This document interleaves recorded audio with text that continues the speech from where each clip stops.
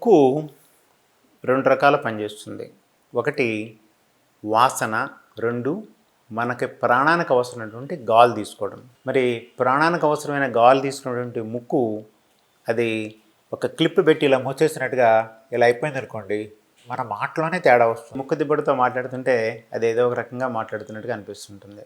సరే, ఈ ముక్కు దిబ్బడ వయసు వారీ తీసుకుంటే చిన్నపిల్లల్లో ముక్కు సమస్యలు చాలా అరుదుగా వస్తాయి.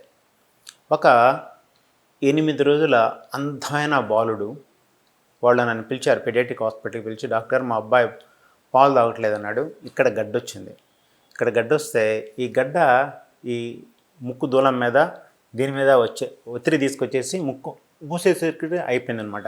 8 రోజుల బాబుకి ఏంటి, ముక్కు ఇలా గడ్డొచ్చి ముక్కు మూసుకుపోతే, ముక్కు దిబ్బడొస్తే నోరు తెరిసి గాలి తీసుకోవాలని పాలు తాగటానికి కూడా కష్టపడతారు. నేను వారి చుట్టాలను అడిగాను, మరి ఈ గడ్డ తీసేయాలంటే ముక్కు ఇంతవరకు తీసేయాలండి, 8 రోజులు బాబు ఏం చేయాలంటే, డాక్టర్ ఏం చేస్తారేంటి, డాక్టర్ 8 పాలు తాగట్లేదు, మేము చాలా కష్టపడుతున్నాం, మా బాబు పాలు తాగితే చాలా ముక్కు తీసేసినా కూడా నేనేమన్నాండి, తీసేసాను మీరు అన్నాడు.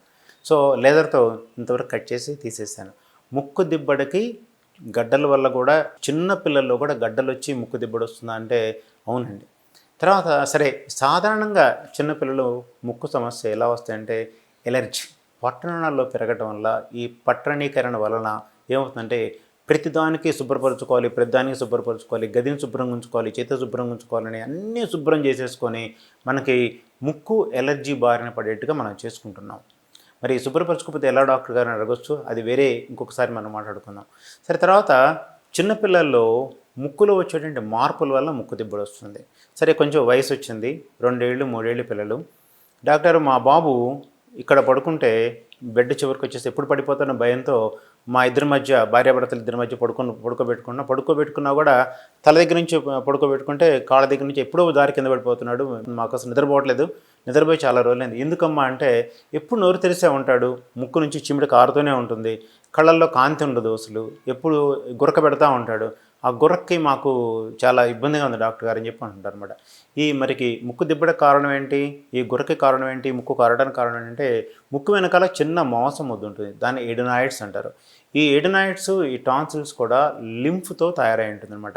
చాలామంది ఇంత సమస్య ఉండి కూడా వారు డాక్టర్ దగ్గరికి వస్తే డాక్టరు ఈ ఎడినాయిడ్స్, టాన్సిల్స్ ఆపరేషన్ చేయాలంటే వెంటనే వాళ్ళకి ఏం గుర్తొస్తుంది, రోగనిరోధక శక్తి గురించి గుర్తొస్తుంది.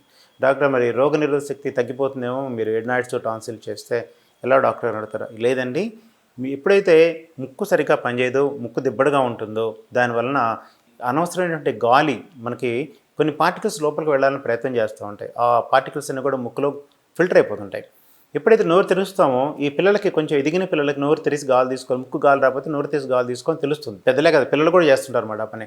నోరు తెరిసి అలా గాలి తీసుకున్నాం అనుకోండి, ఈ ఈగలో దోమలో పోవడం కాదనమాట, మనకు తెలియకుండా గాల్లో కనిపించే పెద్ద పెద్ద పార్టికల్స్ కూడా వెళ్ళిపోయి ఊపిరితిత్తులో డిపాజిట్ అవుతాయి. ముక్కులో ఫిల్టర్ కావాల్సినవి ఇక్కడ ఊపిరితిత్తులో వచ్చి డిపాజిట్ అయిననుకోండి, కొంతకాలానికి మనకి ఎలర్జిక్ బ్రాంకైటిస్ రావచ్చు, ఆస్మా రావచ్చు. ఒకటి గుర్తుపెట్టుకోండి, ముక్కులో ఎలర్జీ కలుగు చేసేటువంటి సమస్యలు ఏవైతే ఉంటాయో 20% మందికి బ్రాంకైటిస్, బ్రాంకైల్ ఆస్మా రావడానికి అవకాశం ఉంటుంది. ఇవన్నీ చెప్పేటప్పుడు తల్లిదండ్రులు, డాక్టర్ గారు మీరు చెప్పింది కరెక్టే, సరే బాబు స్కూల్కి వెళ్ళి నిద్రపోతున్నాడు డాక్టర్, ఎందుకంటే అంటే రాత్రంతా నోరు తెరిసే ఉంటాడు, రాత్రంతా గురక పెడతాడు, మేము టకటక స్నానం చేయించి రెడీ చేయించి మంచి బట్టలు వేసి స్కూల్కి పంపించేస్తాం. స్కూల్లో ప్రతి టీచర్ కంప్లైంట్ చేస్తున్నాడు, బాబు ఎక్కడ మూల పడుకొని నిద్రపోతున్నాడు అని చెప్పి. కారణం ఏంటంటే ఈ గురక అంటే ఏంటి, ఆక్సిజన్ అందట్లా. అంటే ఎడినాయిడ్స్, టాన్సిల్స్ వల్ల ఈ గురక రావడం వల్ల శరీరానికి ఆక్సిజన్ అందంటే ఆక్సిజన్ అందపోవటమే, అది పిల్లల్లో కావచ్చు, పెద్దల్లో కావచ్చు, ఎవరిలోనే కావచ్చు అనమాట. ముక్కు దిబ్బడి వల్ల గురక రావటం వల్ల ఆక్సిజన్ అందక ఈ బాబు అంటే బాగా అందరి పిల్లలాగా యాక్టివ్గా ఉండలేక నోరు తెరిసేసి గుర్రు పెట్టి ఏదో కారణం నిద్రపోతుంటాడు. ఆ టీచర్ ఏదో పుణ్యం కట్టుకొని వాళ్ళ తల్లిదండ్రులు చెప్పడం వల్ల ఆ సమస్యను తొలగించడం జరుగుతుంది.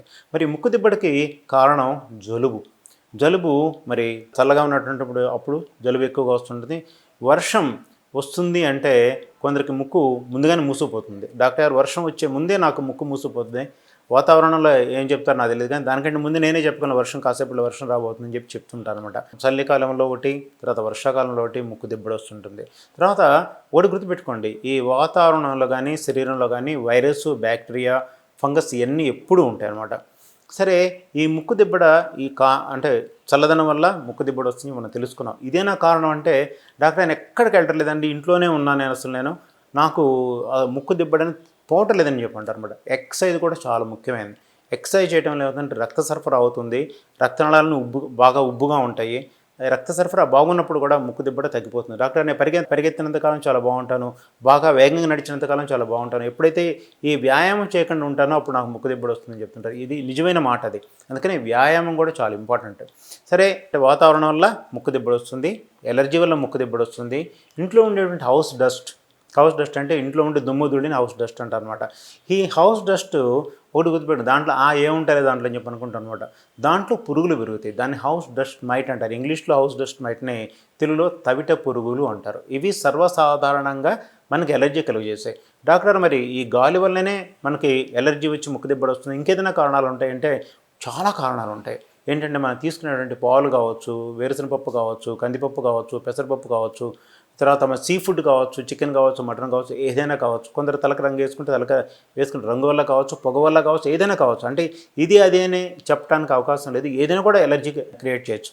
మరి ఈ ఎలర్జెన్స్ గురించి తెలుసుకున్నాం డాక్టర్, ఇంకేదైనా కారణాలు ఉంటాయి. అవునండి, ముక్కుదుల వంకర ఉందని చెప్పగానే డాక్టర్ ఇది మాకు ఎలా వచ్చింది అని అడుగుతారు.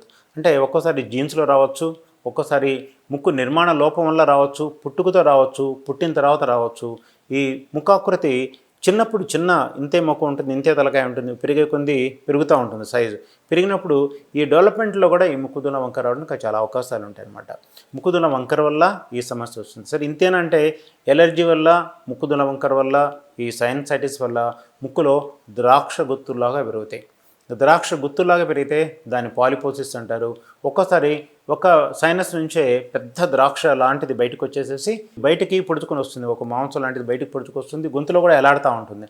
దాన్ని యాంట్రోకోయనల్ పాలిప్ అంటారు. ఈ పాలిప్స్ వల్ల రావచ్చు. తర్వాత మాట్లాడితే ముక్కులోంచి రక్తం కారుతుంది, నోట్లోంచి రక్తం కారుతూ ఉంటుంది. రక్తానికి సంబంధించిన గడ్డలు ముక్కు వెనకాల ఏర్పడతాయి, దాన్ని నేసోఫెరింజియల్ ఫైబ్రోమా అంటారు. ఇంతేనా అంటే క్యాన్సర్ రావడం కూడా అవకాశం ఉంటుంది. నా దగ్గర పనిచేసే నర్సు వాళ్ళ అన్నకి తలకాయ నొప్పి ఉందని ఒక న్యూరో సర్జన్ దగ్గర తీసుకెళ్ళి చూపించారనమాట. న్యూరో సర్జన్ మనసు అంతా కూడా ఈ మెదడు మీదే ఉంటుంది. మెదడు చూసి బాగుంది, ఏం లేదన్నారు. కానీ చెవి చూస్తే చెవి నిండా కూడా నీరు చేరిపోయింది. ఇదేంటి, ముక్కు దిబ్బడు ఉండటం ఏంటి, చెవి నిండా నీరు చేరడం ఏంటని న్యూరోఫిషియన్ దగ్గర నుంచి మళ్ళీ నా దగ్గర తీసుకొచ్చారనమాట. తీసుకొస్తే చూస్తే చెవిలో నీరుంది. చెవిలో నీరు ఉండడానికి కారణం ఏంటి, చెవికి ముక్కు కలిపే గొట్టాలు ఉంటాయి, ఈస్టేషన్ నాళం అంటారు. ఈ ఈస్టేషన్ నాళం మూసుకుపోవడం వల్ల, ముక్కు దిబ్బడం వల్ల ఈస్టేషన్ నాళం మూసుకుపోవడం వల్ల లోపల తయారైనటువంటి ద్రవం బయటికి రాక చెవిలో నీరు అలా నిలబడిపోయి చెవి వినికిడి తగ్గిపోయింది. సరే, తర్వాత స్కాన్ తీయించి చూస్తే ముక్కు వెనకాల గడ్డ ఉంది. అదేంటి, క్యాన్సర్ గడ్డ. ఈ క్యాన్సర్ గడ్డ వల్ల చెవిలో నీరు చేరి వినికిడి తగ్గిపోయింది. నేను ఏం చెప్పాను, అతను గల్ఫ్ కంట్రీస్ వెళ్ళిపోవాలి, దయచేసి గల్ఫ్ కంట్రీస్ టికెట్స్ క్యాన్సిల్ చేసుకోండి, మీకు సమస్య ఉందని చెప్పి 2 చెవులకు ఆపరేషన్ చేసి ముక్కు తీసి పరీక్ష చేస్తే అది క్యాన్సర్ అని వచ్చేసింది. తర్వాత వారు ఇప్పటికి 10 ఏళ్ళైంది, చక్కగా జీవించి ఉన్నారు. ప్రతిదానికి చికిత్స ఉంటుంది. సాధారణ జలుబు దగ్గర నుంచి, ఎలర్జీ దగ్గర నుంచి, సాధారణ ముక్కు దిబ్బడి దగ్గర నుంచి క్యాన్సర్ దాకా కూడా మనం త్వరితగతిని కనుక్కోగలిగితే ప్రతిదానికి అద్భుతమైన చికిత్స ఉంటుంది. కానీ ఒకటి గుర్తుపెట్టుకోండి, ముక్కు సమస్య అనగానే మీ ఫ్యామిలీ డాక్టర్ని కలవండి, మీ పీడియాట్రిషియన్ కలవండి, లేదా ప్రత్యేకమైనటువంటి ఈఎన్టీ డాక్టర్ని కలవండి.